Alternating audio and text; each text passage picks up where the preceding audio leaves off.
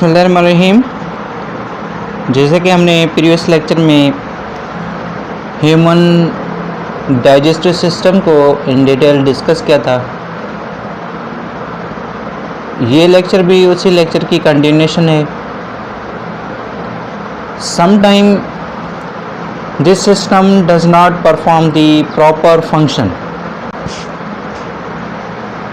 जब digestive system proper function ना करे तो हम उसे कहेंगे it's a disorder occurs in digestive system. कौन कौन से डिसऑर्डर? वो है diarrhoea, food poisoning, vomiting, ulcer, constipation, obesity and malnutrition. These are the common disorders of the human digestive system.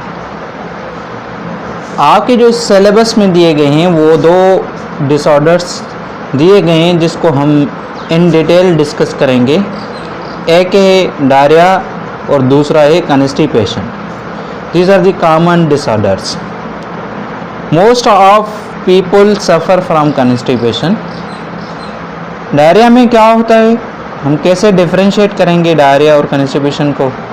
Diarrhoea it occurs due to fast downward rhythmic action of the digestive tract. क्यों होती है?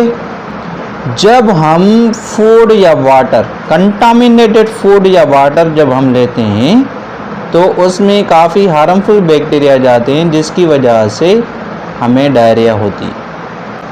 It may also अकर, ये abnormal secretion of juices की वजह से हमारे body में जो डिफरेंट किस्म के जूसेस प्रोड्यूस हो रहे थे जिसमें एंजाइम्स मौजूद थे, उसकी अगर एबनॉर्मल सीक्रेशन हो तब भी डायरिया होती है। डायरिया में होता क्या है? डायरिया में लॉस ऑफ वाटर होता है, डिहाइड्रेशन होती है। इसलिए हम डायरिया के दौरान ORS लेते हैं जैसे हम डिहाइड्रेशन से बच सकें। अगर ये डिहाइड्रेशन होगी तो then we will feel weak, हम जो हैं वीक फील करेंगे। This disturb the normal body functions and we consequently we feel weak. हम जो क्या करेंगे, वीक फील करेंगे। डायरिया के दौरान हमें क्या करना चाहिए? डायरिया के दौरान हमें कंटामिनेटेड वाटर है उनसे अवॉइड करना चाहिए।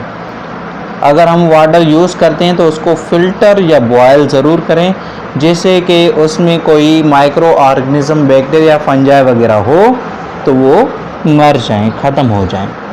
Use properly washed fruits and vegetables लेते हैं, अगर उसको हम वॉश नहीं करते तो उनके ऊपर सरफेस पे काफ़ी सारे माइक्रो ऑर्गेनिज़म्स पैथोजन होते हैं जिसकी वजह से डायरिया होती है।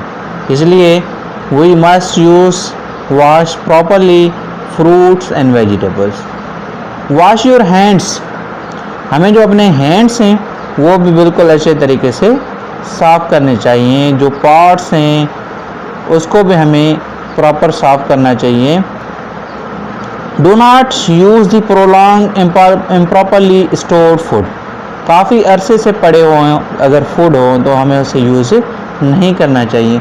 अगर हम वो यूज़ करेंगे तो then we will suffer from diarrhoea, हमें डायरिया को फेस करना पड़ेगा। कॉन्स्टिपेशन में क्या होता है? डायरिया के दौरान लूज वाटर स्टोल आता है। जो वाटर स्टोल होता है वो वाटरी फॉर्म में होता है। Constipation is reverse of the diarrhoea. Constipation जो प्रोसेस है वो, इसमें जो डाइजेस्टिव ट्रैक्ट में फूड, अनडाइजेस्ट फूड की जो मूवमेंट है वो स्लो हो जाती है। And then undigested food remains in rectum. Rectum is final pouch before anus where the food is stored for long time. वहाँ पे फूड स्टोर होता है। तो अनडाइजेस्टेड फूड काफ़ी अरसे तक रेक्टम में स्टोर होता है तो उधर री एब्जॉर्बेशन ऑफ वाटर होती है, एक्स्ट्रा एब्जॉर्बेशन ऑफ वाटर होगी। Then faeces turn into hard mass, faeces hard हो जाएगा and then that person will feel difficulty during the passing out of faeces. It causes pain, जिसकी वजह से faces पास करने के दौरान उस पेशेंट को, उस पर्सन को जो है वो पेन फील होगा। He will feel difficulty in passing the faces. क्या करना चाहिए कॉन्स्टिपेशन के दौरान, कौन से स्टेप्स लेने चाहिए? During the constipation drink a large amount of water, use food that contain dietary fibre, जैसे कि स्पाइनिश हो गई, और जिसमें फ़ाइबर हों, जो भी वेजिटेबल्स हों जिसमें फ़ाइबर हों, वो फाइबरस जो हैं वो हमें डाइट लेनी चाहिए। The process of egestion must be done properly on daily basis. अगर हम रेगुलर प्रोसेस में डेली बेसिस पे इजेशन नहीं करेंगे अंडर फूड की, देन क्या होगा? Then we will suffer from constipation.